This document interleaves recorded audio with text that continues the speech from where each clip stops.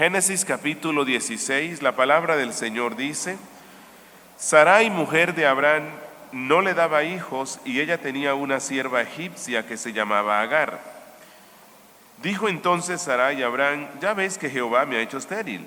Te ruego pues que te llegues a mi sierva, quizá tendré hijos de ella. Y atendió Abraham el ruego de Sarai. Y Sarai, mujer de Abraham, tomó a Agar su sierva egipcia al cabo de 10 años que había habitado Abraham en la tierra de Canaán, y la dio por mujer a Abraham su marido. Y él se llegó a Agar, la cual concibió, y cuando vio que había concebido, miraba con desprecio a su señora. Entonces Sarai dijo a Abraham: mi afrenta sea sobre ti, yo te di mi sierva por mujer, y viéndose encinta, me mira con desprecio. Juzgue Jehová entre tú y yo. Y respondió Abraham a Sarai: he aquí tu sierva está en tu mano, haz con ella lo que bien te parezca. Y como Sarai la afligía, ella huyó de su presencia. Y la halló el ángel de Jehová junto a una fuente de agua en el desierto, junto a la fuente que está en el camino de Shur. Y le dijo: Agar, sierva de Sarai, ¿de dónde vienes tú y a dónde vas? Y ella respondió: huyo de delante de Sarai, mi señora. Y le dijo el ángel de Jehová: vuélvete a tu señora y ponte sumisa bajo su mano. Le dijo también el ángel de Jehová: multiplicaré tanto tu descendencia, que no podrá ser contada a causa de la multitud. Además le dijo el ángel de Jehová: he aquí que has concebido y darás a luz un hijo, y llamarás su nombre Ismael, porque Jehová ha oído tu aflicción. Y él será hombre fiero, su mano será contra todos, y la mano de todos contra él, y delante de todos sus hermanos habitará. Entonces llamó el nombre de Jehová que con ella hablaba: tú eres Dios que ve. Porque dijo: ¿no he visto también aquí al que me ve?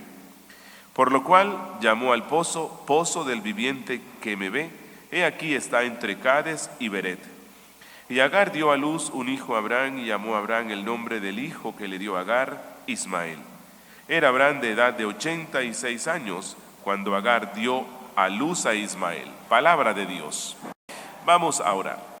Padre nuestro que estás en los cielos, Rey misericordioso, hemos leído tu palabra en este día santo de reposo, en el día de la resurrección de Cristo, en el día del Señor. Tu palabra es vida para nuestra alma, pero necesitamos que tu Espíritu nos lleve a comprenderla experiencialmente, a comprenderla de una forma viva, que ella se convierta en vida en nuestras vidas. Reconocemos nuestra necesidad de ser alimentados y nutridos por tu palabra. Por eso estamos aquí hoy, y por eso la leemos, y por eso nos exponemos al ejercicio del estudio y exposición de las Sagradas Escrituras. Oh Señor, ten misericordia de nosotros, te suplicamos, y edifícanos hoy, y consuélanos hoy, y exhórtanos hoy. Gracias, Señor, porque tú nos escuchas, ya que todo este ruego lo hacemos en el nombre de tu Hijo Jesucristo. Amén. Ya hemos visto que la historia de Abraham es una historia fascinante, ¿verdad? Es una historia llena de lecciones importantes para nuestra vida de fe. Esa es la razón por la cual Pablo reconoce a Abraham como el padre de la fe. No sé si recuerdan ese texto allá en Gálatas 3, versículo 7, donde Pablo dice: sabed pues que los que son de fe, estos son hijos de Abraham. ¿Por qué? Porque bueno, él es un hombre de fe, él es reconocido el padre de la fe.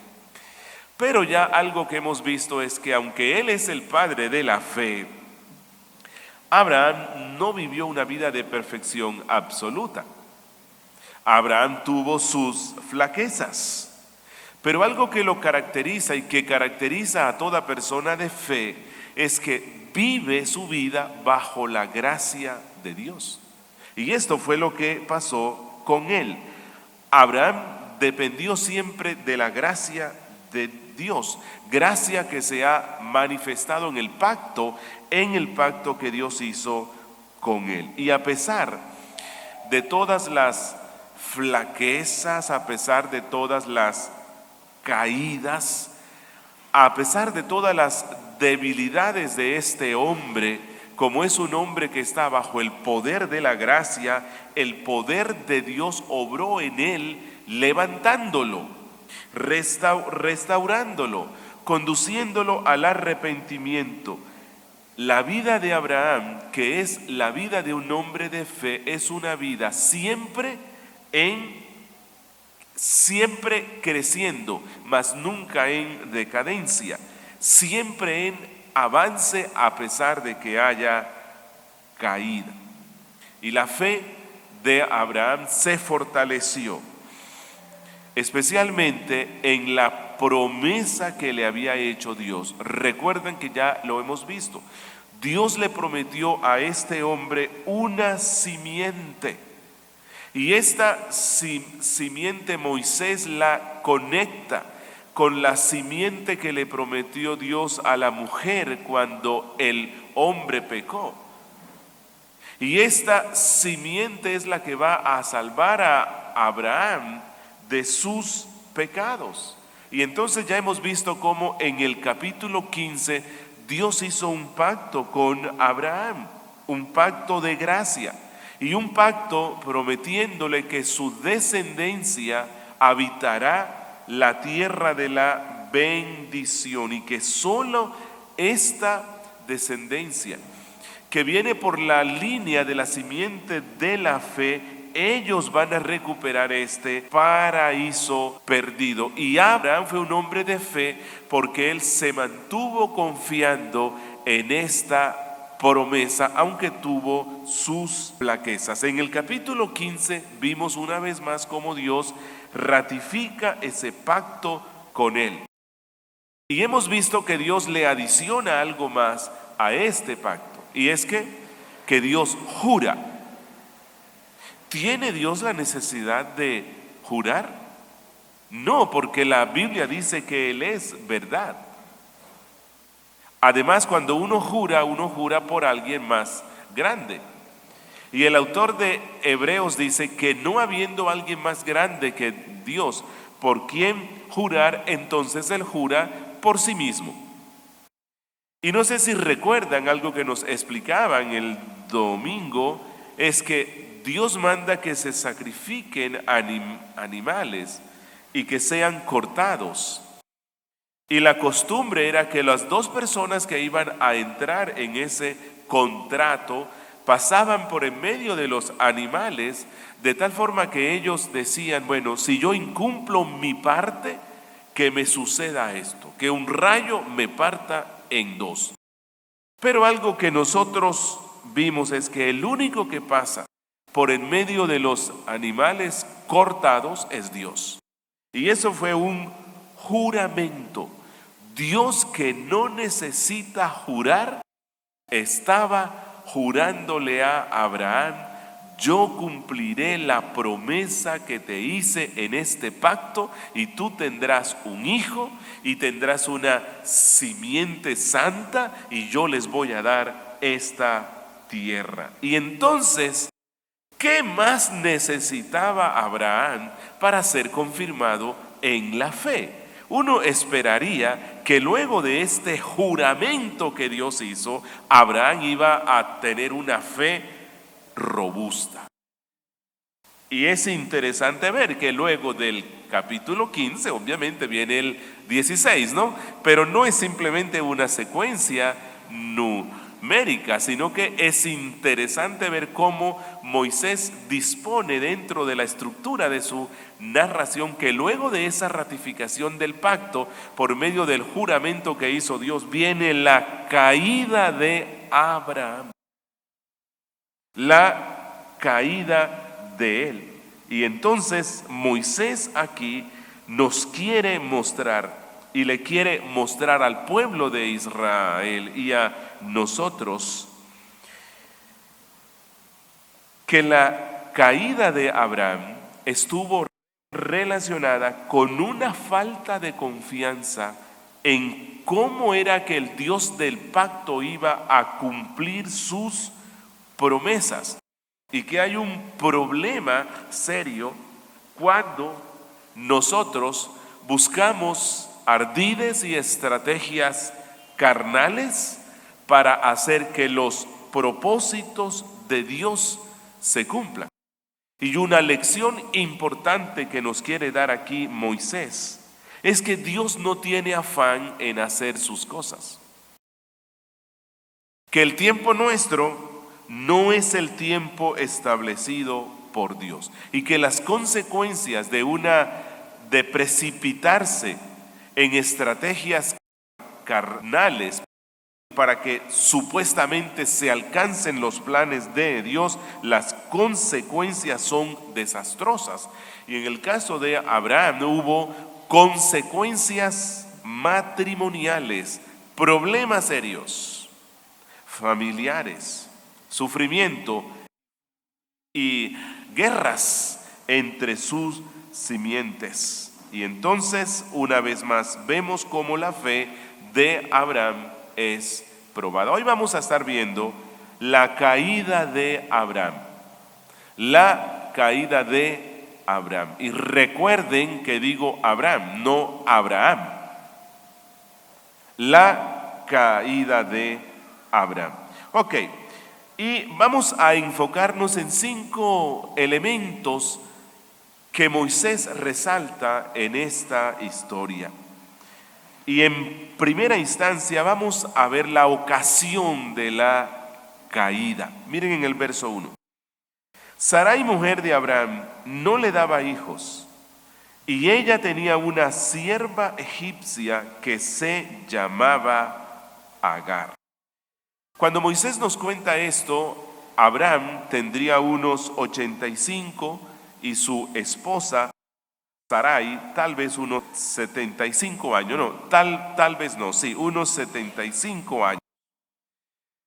Aunque para ese tiempo las personas tenían una larga vida, ellos ya habían o estaban sobrepasando la edad reproductiva. Hoy día pues la edad reproductiva no sé en cuánto estará, pero por lo general los médicos recomiendan que luego de los 30 o los 35 años ya no se tengan hijos porque se corren ciertos riesgos, ¿verdad? Pero para ese tiempo ellos tenían una vida más longeva, ¿verdad? Así que ya sobrepasaron la edad reproductiva o la estaban sobrepasando. Por cierto, algo que nos dice Moisés aquí en el verso 3 es que ya ellos llevaban 10 años en la tierra de la promesa. Y Dios ya hacía 10 años que le había prometido que le iba a dar un hijo, el cual iba a heredar esta tierra. Así que han pasado 10 años, no se cumple, las dudas vienen. Sí, ellos ya tenían dudas. Y especialmente porque un matrimonio sin hijos era un matrimonio no bien visto. Recuerden que para ese tiempo el plan de jubilación y el plan de guerra y el plan de prosperidad de una familia era tener hijos, ¿verdad? Así que entre más hijos y especialmente hijos hombres se tengan, de eso iba a dar más seguridad. Y especialmente a las damas, las que se casaban y no tenían hijos, no eran bien vistas. Eran observadas como que el cielo las estaba castigando. Así que la pregunta que nos tenemos que hacer aquí es, ¿dependerán ellos de los medios divinos para que se cumpla la promesa?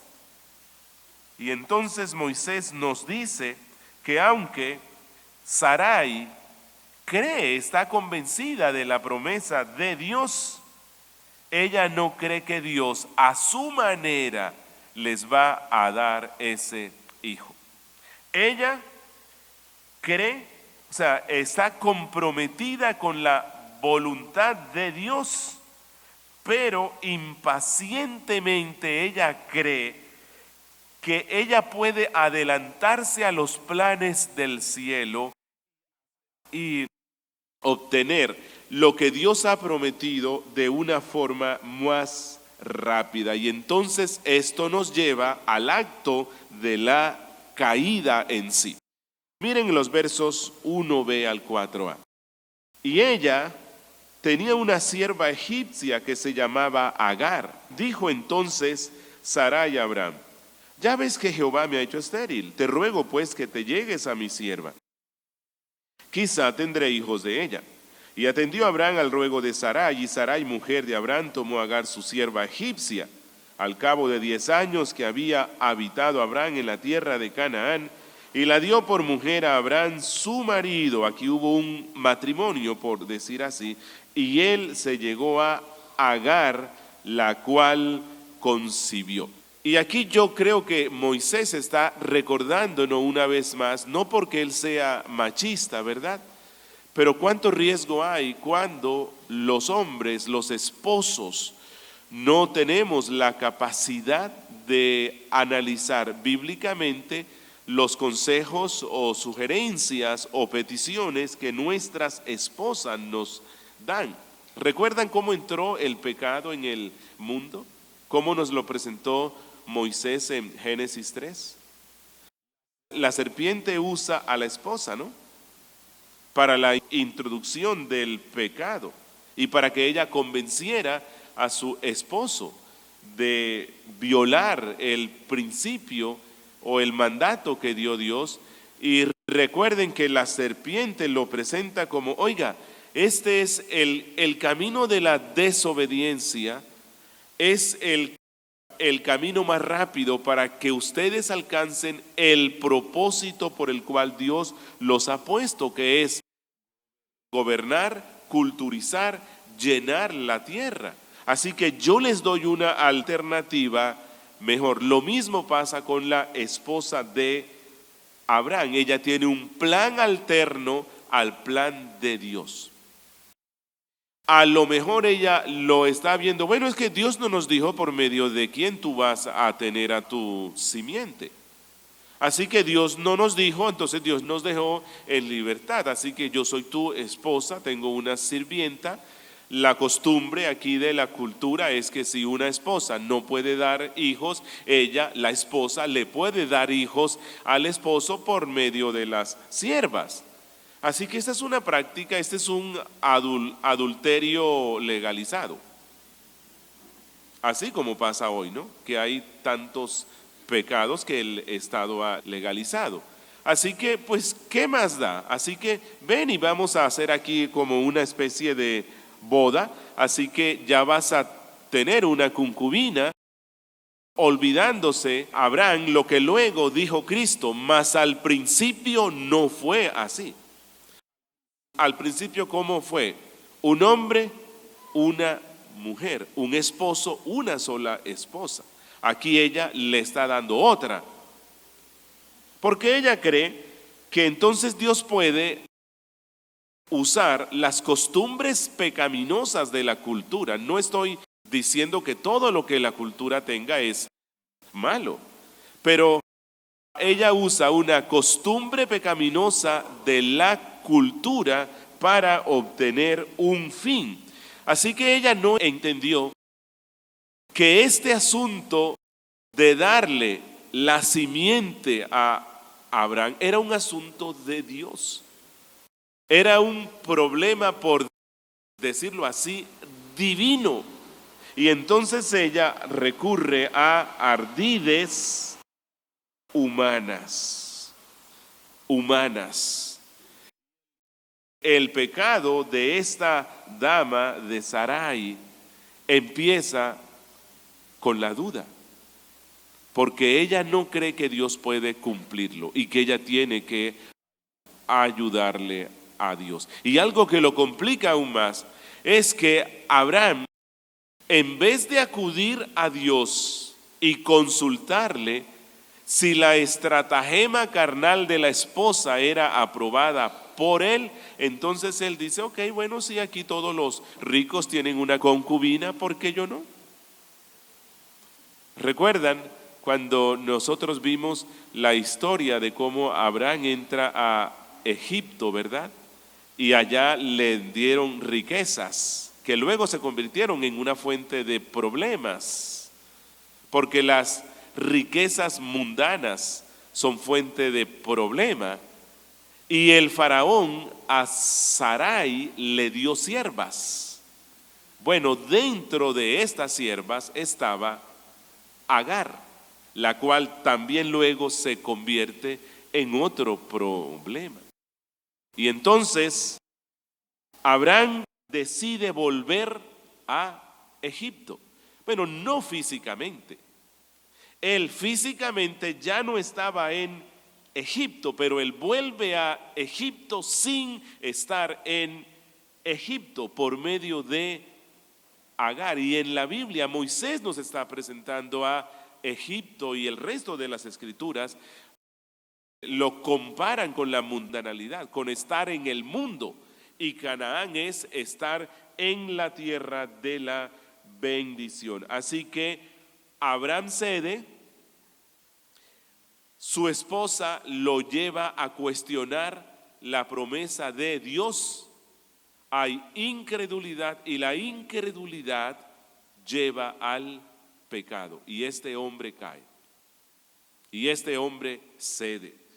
Por cierto, luego, cuando la esposa le dice, echa a la sierva y a su hijo, allí él sí consulta con Dios, porque eso le dolió mucho, porque él amaba mucho a su hijo, ¿verdad? Pero aquí no hizo eso. ¿Por qué razón? Porque cuando uno tiene un pecado al que ama, no lo quiere mortificar. No deseó esto.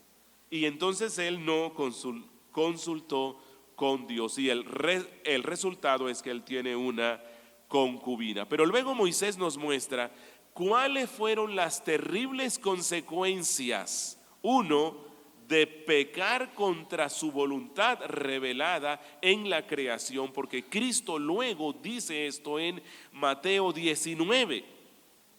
Cuando le preguntan por el tema del divorcio, Cristo dice, al principio no fue así. Dios hizo una mujer y un hombre. La poligamia entró como resultado del pecado.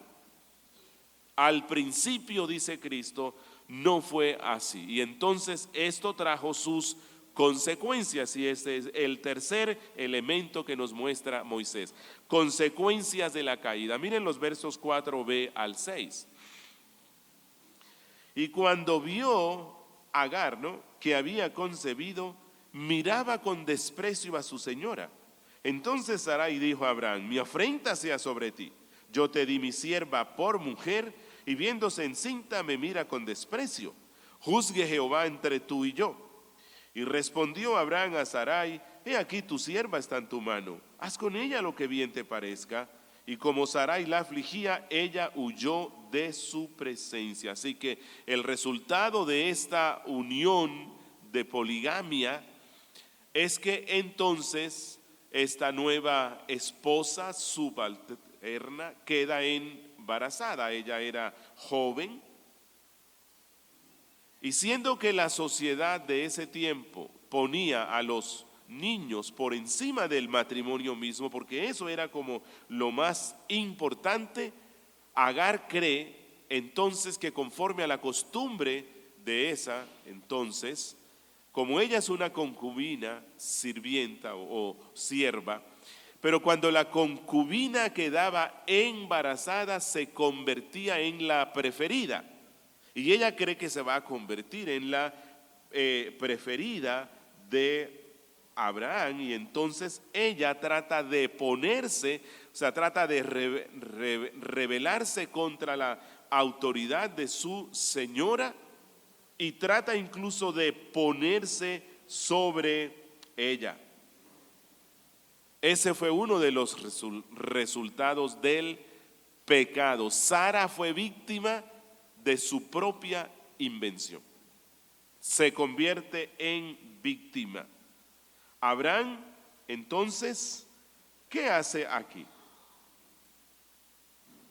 Bueno, algo interesante, ¿no? Es ver cómo Sara viene donde Abraham, y bueno, ahí es cuando uno oye que en el mundo dicen, ¿quién entiende a las damas, verdad?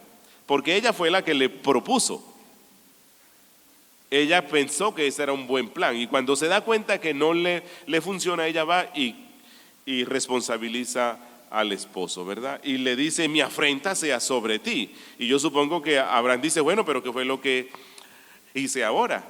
Yo hice lo que usted dijo, ¿verdad? Pero ella sí tenía razón. ¿Por qué razón? Porque él era el sacerdote. Ella le dio una mala recomendación. ¿Qué tuvo que hacer él? Revisarla con la voluntad de Dios, con la voluntad revelada de Dios, no con la cultura.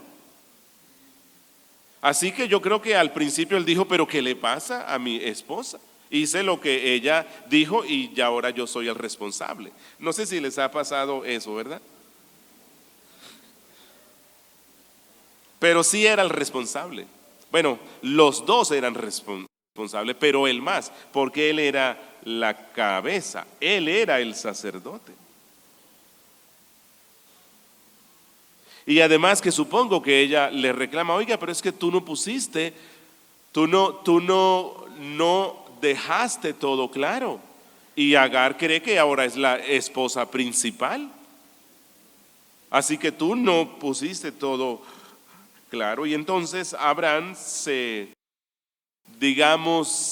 limpia las manos y dice, bueno, ella es tu sierva, a ti te la regaló Faraón, haz con tu sierva lo que tú desees.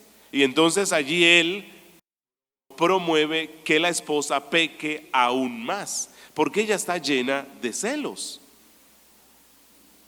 Sí, y entonces como él no toma el control de la situación en santificar a su esposa y corregir un poco las consecuencias del pecado, entonces dice, Sara, haz con tu sierva lo que tú quieras.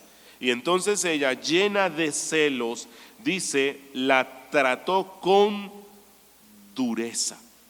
A lo mejor la trataba de una persona sucia.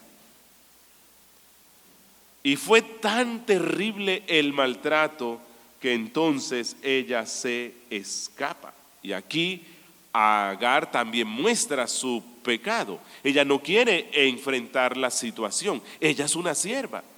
Y para ese tiempo, la condición de sierva era algo que no desaparecía de un día para otro. Y a pesar de todos los privilegios que los señores le dieran, ella tenía que mantenerse en esa condición.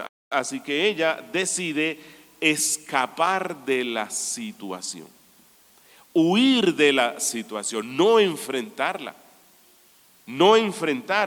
Y entonces ella piensa que quitándole sus servicios a Abraham y Sarai y quitándole a su hijo que iba a nacer, probablemente Abraham la iría a buscar, la iba a restituir y ella iba a ser exaltada. Entonces, pero eso no fue lo que pasó. Pero algo que nos deja ver aquí Moisés es que Sarai cargó todo el peso y la frustración que ocasionó su pecado, sus estrategias humanas, los cargó sobre la sierva, en vez de ella reconocer que ha pecado contra Dios.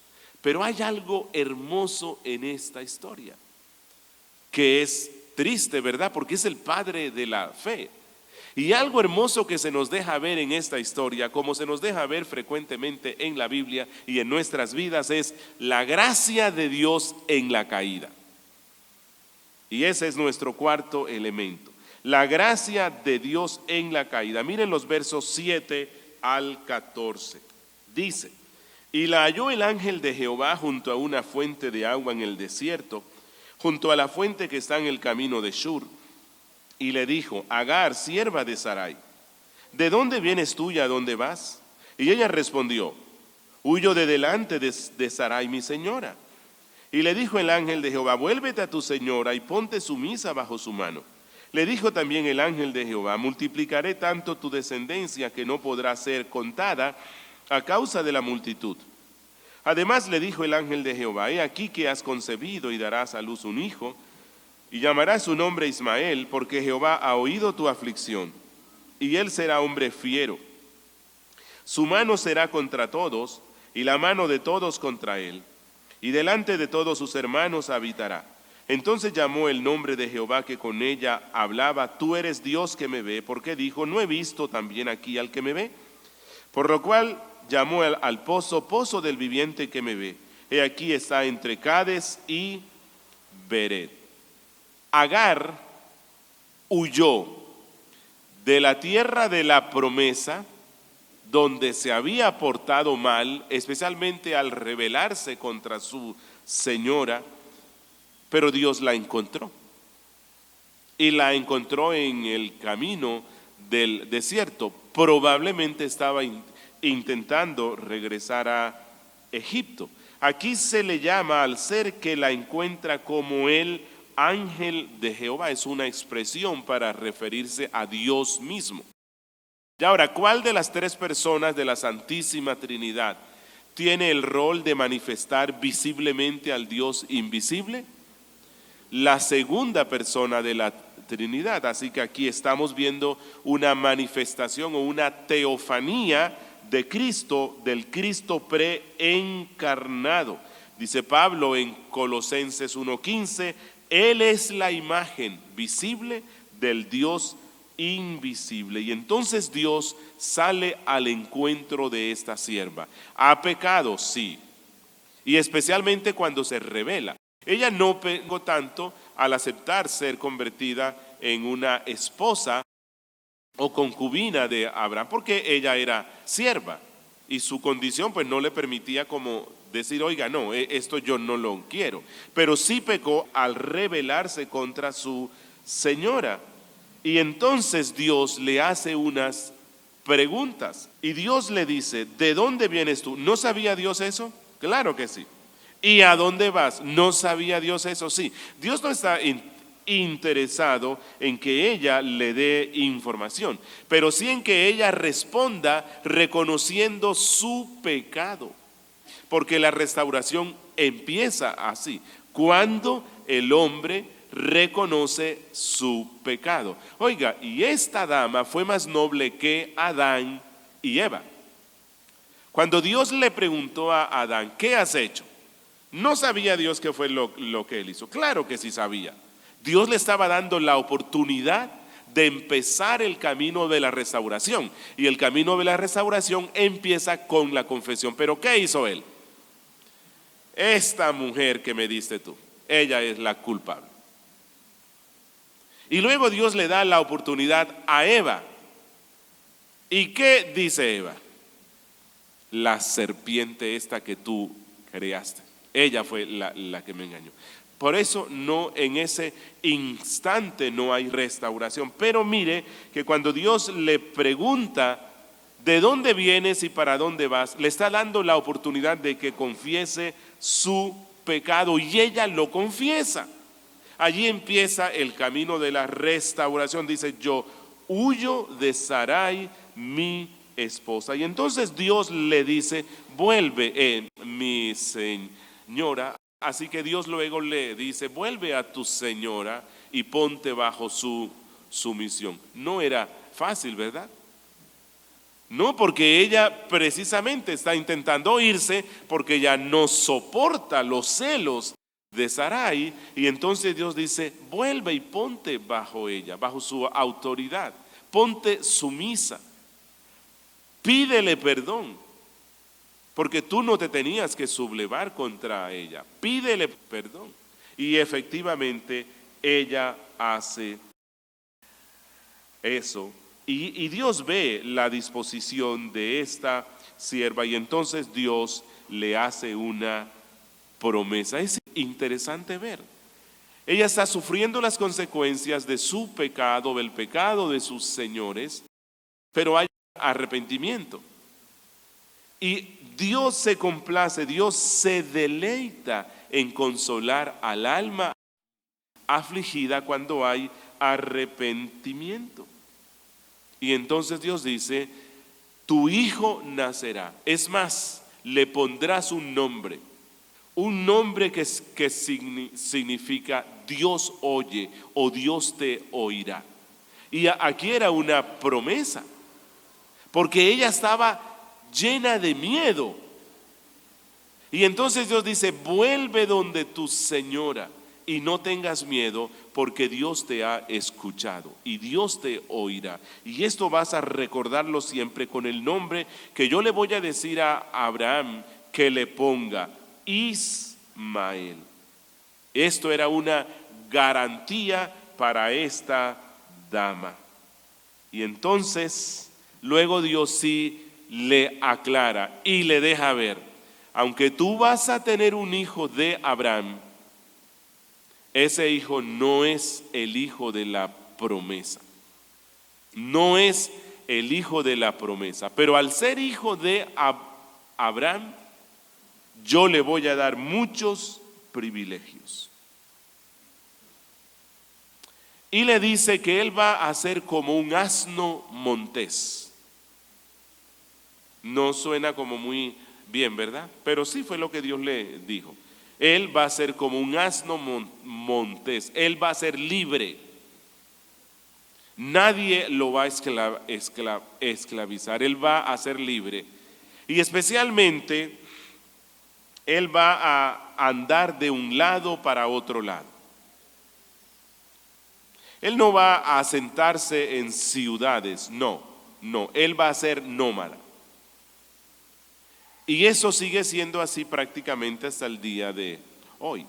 Los beduinos que andan y deambulan por el desierto son ismaelitas, son descendientes de Ismael. Obvio que ya los descendientes de él, casi todos están asentados en sus ciudades, pero por muchos siglos, miles de años, ellos fueron nómadas. Pero algo más que le dice Dios: su mano será contra todos, y la mano de todos contra él, y él habitará en presencia de sus hermanos.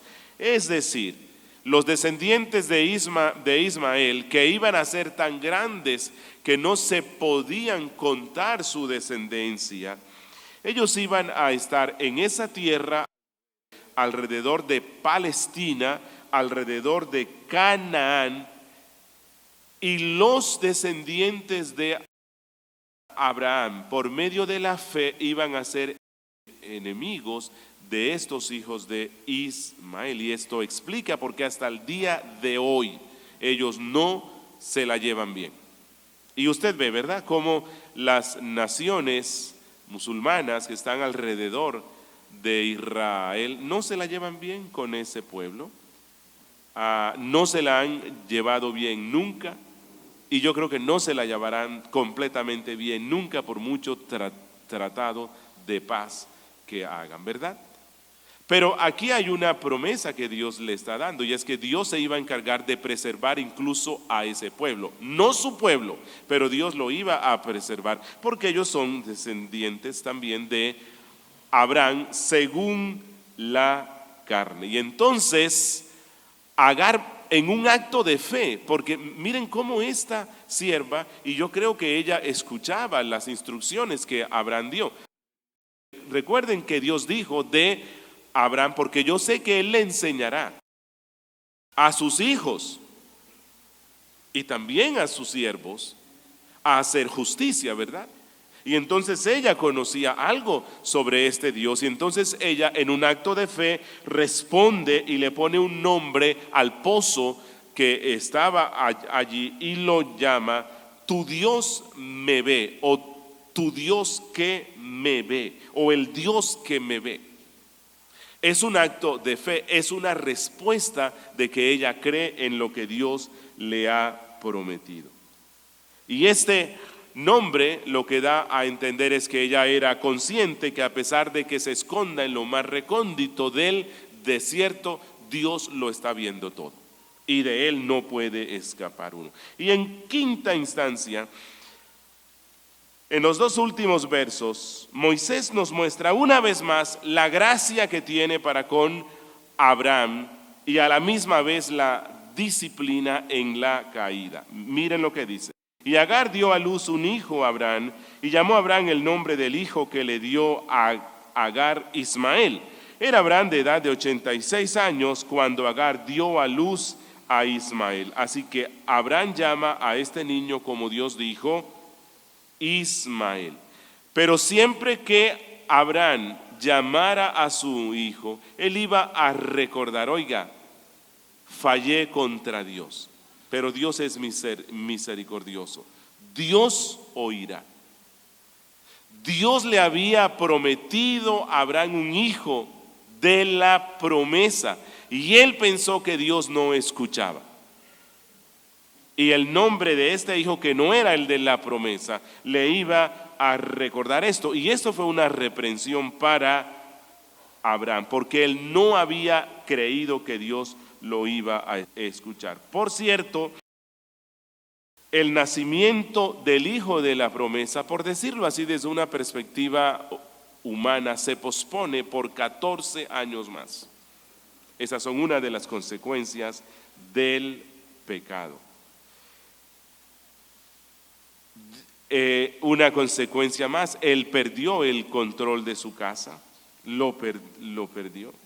Él sufrió un quebrantamiento del corazón, porque luego él tiene que despedir a la sierva y a su hijo cuando ya su corazón se había apegado más a él. Y luego vamos a estar viendo esto, ¿verdad?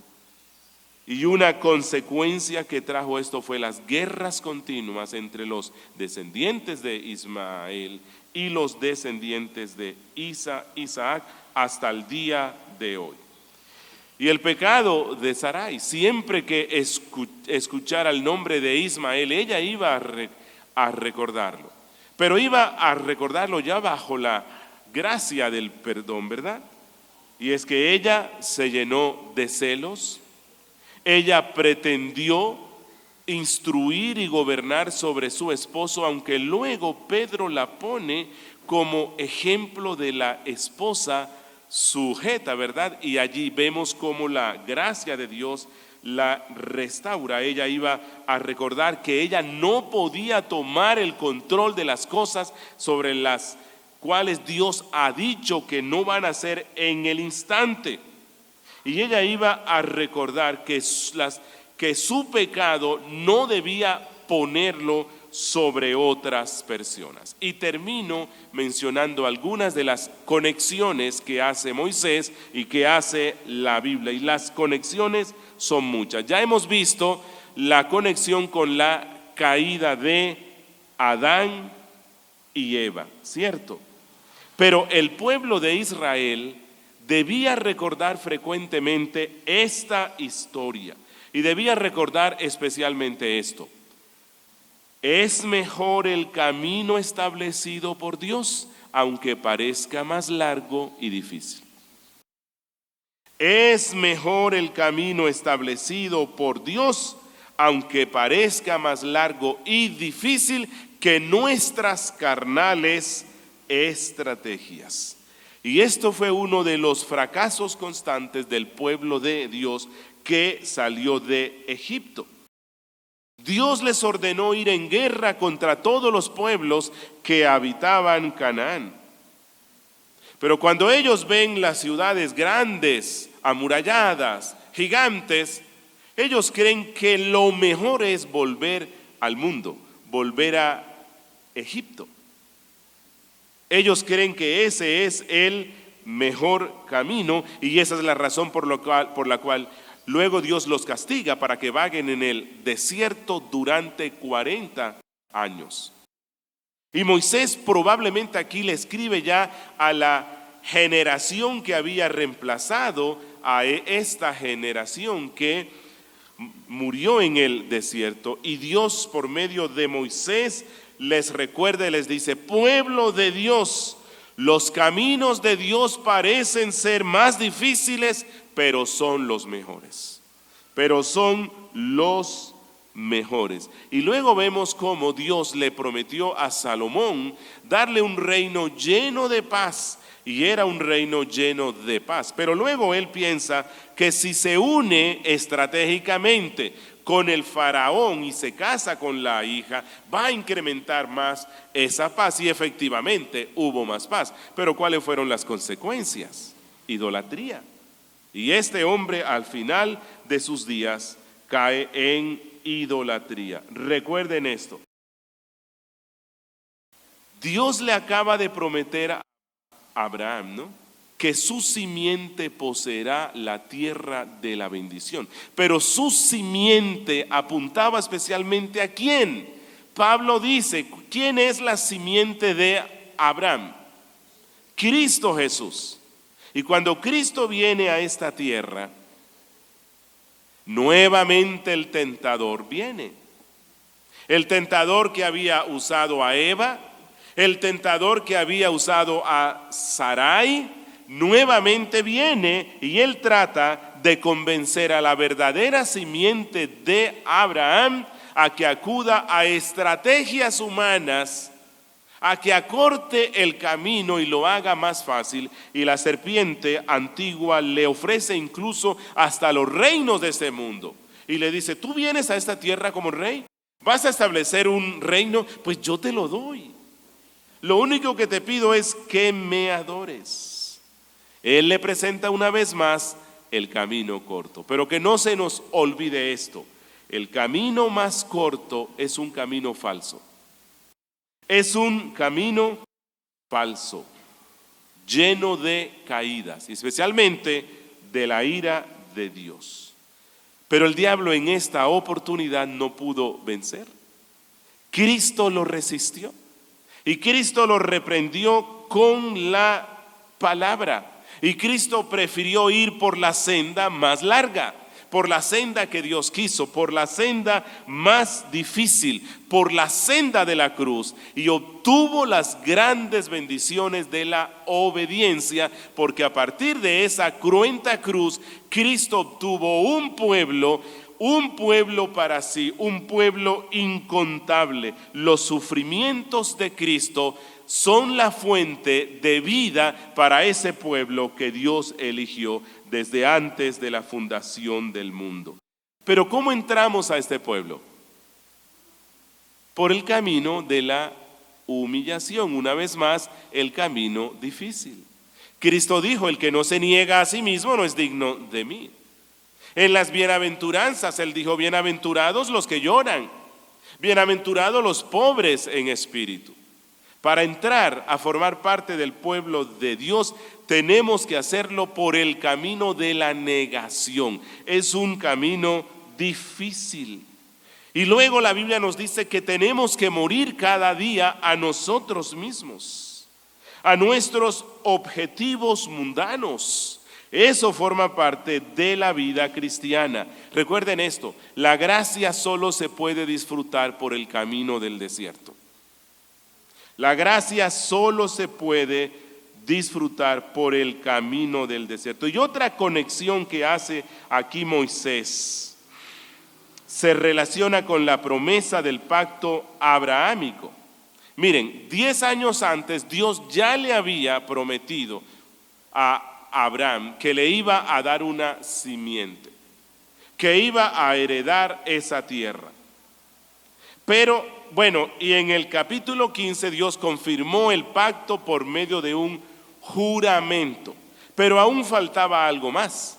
Faltaba la señal del pacto, la circuncisión, que fue, y esto está en el capítulo 17. Aún faltaba la confirmación de esa promesa por medio de la circuncisión. Y luego, entonces Dios le cambia los nombres de Abraham a Abraham, de Sarai a Sara. Por lo tanto, siendo que aún no se había completado todo lo relacionado con el pacto, Ismael no es hijo del pacto. Ismael no es hijo de la promesa. Él es hijo de Abraham, no de Abraham. Él es hijo, por decirlo así, de Sarai por medio de la sierva, no de Sara. Aún no se había dado el cambio, y entonces Moisés le quiere recordar a este pueblo, pueblo de Israel, ustedes son los descendientes de la promesa. Ustedes nacieron cuando Dios había ya confirmado totalmente las partes del pacto. Ustedes son hijos de Abraham, no de Abraham.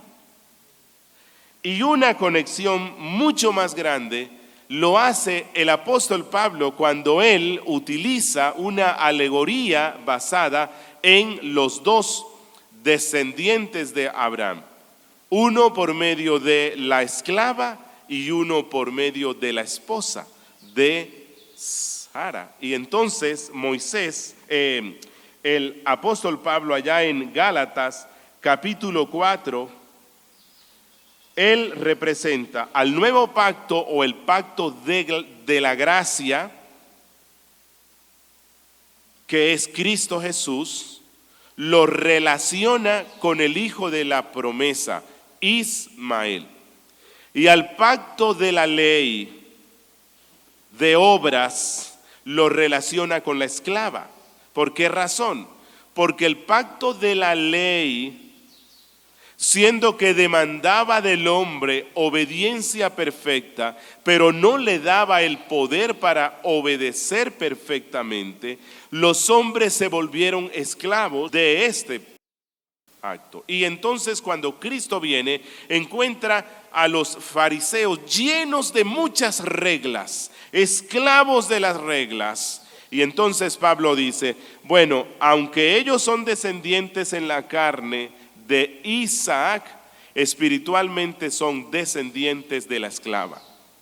Y nosotros los cristianos, aunque según la carne no somos descendientes de Isaac, según la carne, sí somos descendientes de él por medio de Cristo, porque nosotros somos hijos de la libre, y la libre es la iglesia. Por medio del pacto de gracia, Dios ha perdonado nuestras iniquidades y ahora como hijos obedecemos los mandatos de Cristo. No como esclavos, lo hacemos con gozo. Y entonces Pablo dice, en toda esta historia hay una enseñanza preciosa para el pueblo de Dios. Y concluyo preguntándote, ¿eres hijo de quién? ¿De la promesa? ¿O eres hijo de las estrategias mundanas? ¿Eres hijo de la libre o eres hijo de la esclava? Y esto es algo radical. Los hijos de la libre estamos reconciliados con Dios por medio de la verdadera simiente que es Cristo. Los hijos de la esclava, aquellos que creen en su propia justicia, que ellos pueden hacer el bien y ser aceptados por Dios. ¿Cómo sabes tú cuál es la medida que Dios tiene de buenas acciones para que seas aceptado por Él? ¿Una acción diaria? ¿2 acciones buenas diarias? ¿10? ¿Y qué pasa con las malas? Una acción mala anula a la buena. Y entonces, ¿cómo vas a hacer? Eso es esclavitud. Los que somos hijos de la promesa, confiamos en que somos reconciliados con Dios por la pura gracia de Él a través de Cristo Jesús. Amigo, te invito para que pongas tu confianza en Él. Oremos. Padre nuestro, una vez más, gracias por tu palabra. Gracias, oh Dios, porque somos hijos de la promesa, no de la carne. Bendice a nuestros matrimonios y permites que como esposos y esposas asumamos nuestra responsabilidad para tu gloria. En Cristo Jesús. Amén.